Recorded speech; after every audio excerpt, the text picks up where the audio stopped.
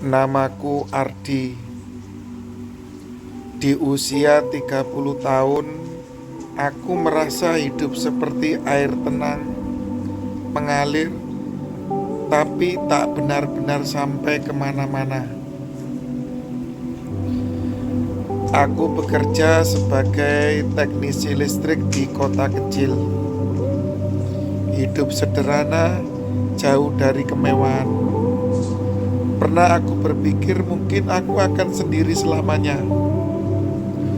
Bukan karena tak ingin menikah, tapi karena belum menemukan alasan untuk memulai langkah yang baru.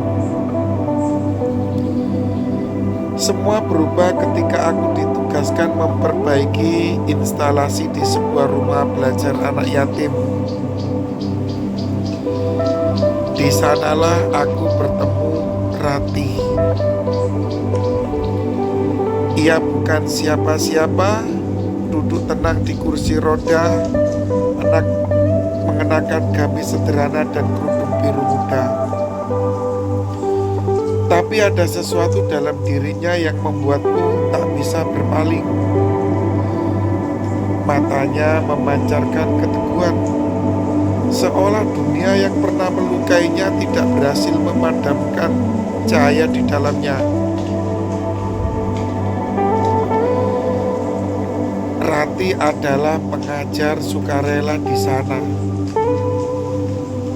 Aku baru tahu belakangan kalau ia pernah mengalami kecelakaan 3 tahun yang lalu yang membuatnya lumpuh dari pinggang ke bawah. Ia kehilangan kemampuan berjalan, tapi tidak kehilangan semangat hidupnya. Setiap hari ia datang untuk mengajar, tersenyum kepada setiap anak, mendengarkan cerita-cerita mereka, dan memberi semangat yang tulus.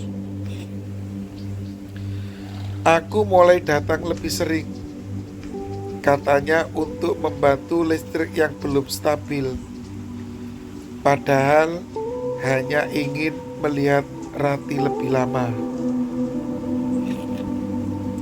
Aku tahu aku mulai jatuh hati saat aku menyadari Rati tak pernah mengeluh.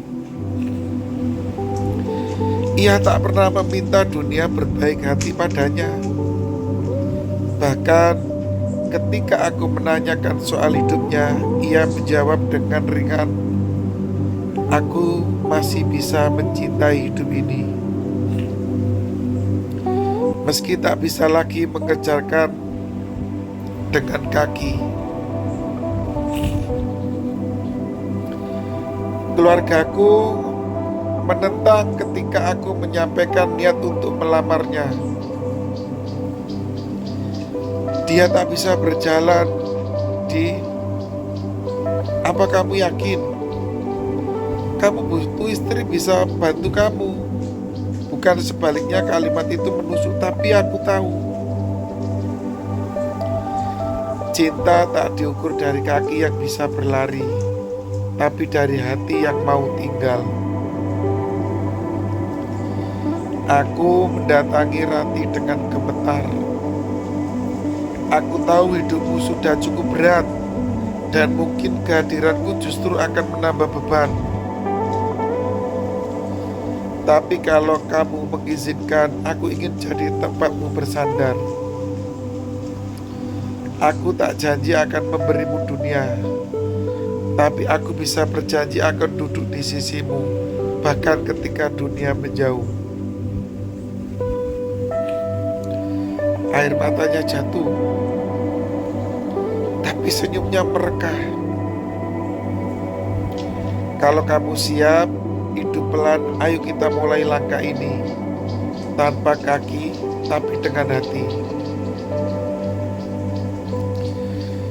Pernikahan kami sederhana, tak ada panggung mewah, hanya sepetak rumah kecil dan doa dari anak-anak yang selalu ia ajar. Setiap pagi aku menyiapkan teh, membantu Rati berpindah dari tempat tidur ke kursi roda. Lalu kami mengobrol tentang rencana-rencana kecil. tentang taman di halaman belakang, tentang buku-buku yang ingin kami baca bersama.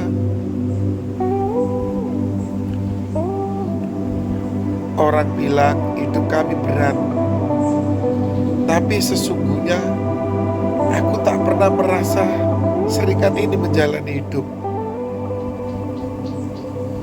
Mungkin karena Rati tak pernah membuatku merasa sendiri.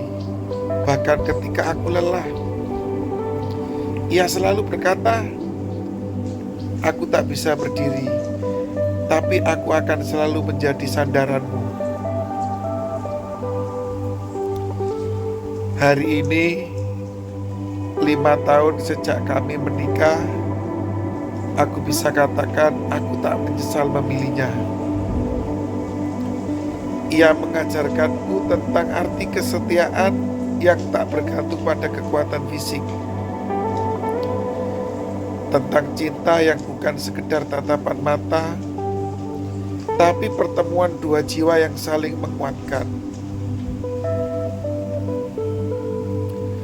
Dan mungkin cinta yang paling murni adalah cinta yang tak perlu berjalan karena ia sudah menetap hati selamanya.